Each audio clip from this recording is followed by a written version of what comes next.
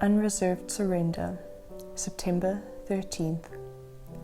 I am crucified with Christ. Nevertheless, I live, yet not I, but Christ liveth in me. And the life which I now live in the flesh, I live by the faith of the Son of God, who loved me and gave himself for me. Galatians 2 verse 20.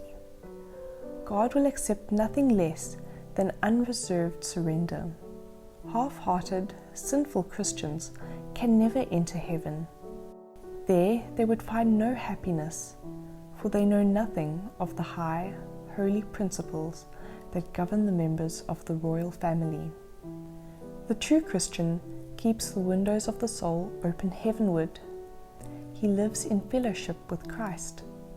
His will is conformed to the will of Christ. His highest desire is to become more and more Christ-like. Earnestly and untiringly, we are to strive to reach God's ideal for us. Not as a penance are we to do this, but as the only means of gaining true happiness. The only way to gain peace and joy is to have a living connection with Him who gave His life for us, who died that we might live, and who lives to unite His power with the efforts of those who are striving to overcome. Holiness is constant agreement with God.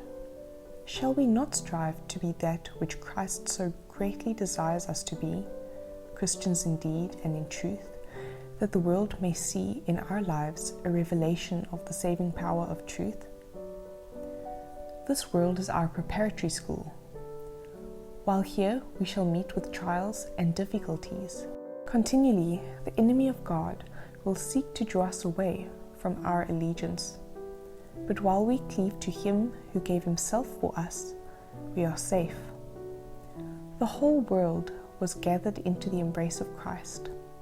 He died on the cross to destroy him who had the power of death, and to take away the sin of every believing soul. He calls upon us to offer ourselves on the altar of service, a living, consuming sacrifice.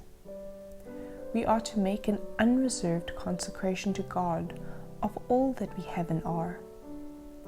In this lower school of earth, we are to learn the lessons that will prepare us to enter the higher school, where our education will continue under the personal instruction of Christ. Then He will open to us the meaning of His word.